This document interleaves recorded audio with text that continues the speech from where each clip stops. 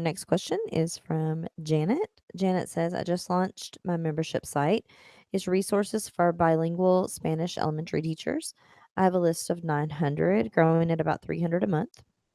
I'm getting a lot of traffic from Pinterest to my website, and I have a very big audience of teacher pay teachers buyers that I'm strategically trying to get to come over to my site.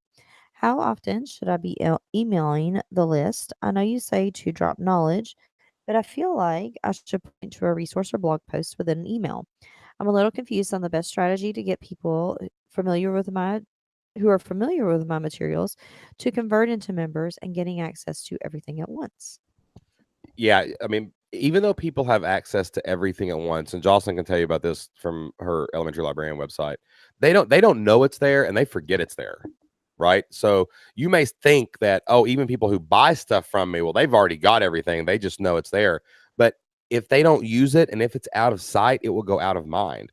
So what we did was we created autoresponders where we just reminded them. They just send them a resource they're already paying for, send them something they're not paying for to show them how awesome the stuff is inside your membership. Because remember, it's behind a paywall. If you don't let that content out, content wants to be free. You've got to let it out of the cage to go show people what's awesome and then get them to come back and realize, hey, this is organized for me. It's curated for me. If I just log in every day, I'm fine.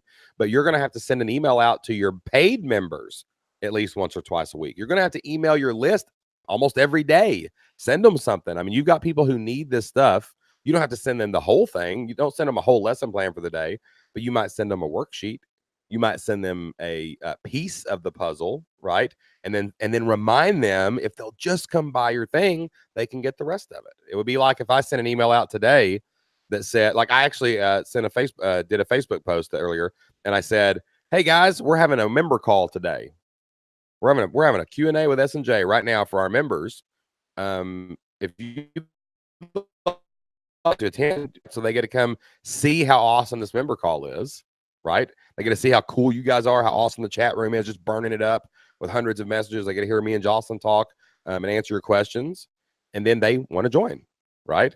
But you're gonna have to email your list. If they're not a member, I would recommend emailing Monday through Friday. I just really recommend doing that. And then Jocelyn can explain a little bit about how she automated the process of reminding people what was actually inside of her membership. So, Jocelyn, tell them like what you did with Elementary Librarian. So, because on Elementary Librarian, I had like probably over 500 lesson plans and hundreds of resources to go along with it. It was a little bit overwhelming even in the membership. So what I did is I went and set up an automated email sequence where I would email people twice a month and tell them, "Hey, here's the resource of the week," or "Check out this relevant resource," just to remind people all the time of, oh, here's this cool thing, not just you signed up for it and you're paying for it every month. And you did that for the, like, didn't you have a nurture sequence that was outside too, like sending people lesson plans like every other week or something like that? Or you did something, you did a big long free nurture sequence too to Yeah. people who didn't buy. So along with that, so I did that for people who were paying members. Then also for people who were not paying members that were just on my email list, I would send them something weekly.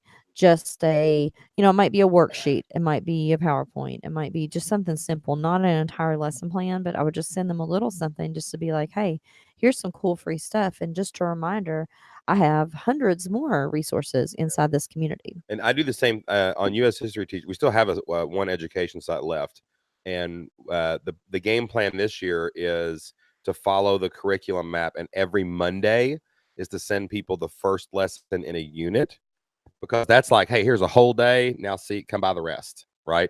So you're just giving people enough breadcrumbs back to remember that you're there.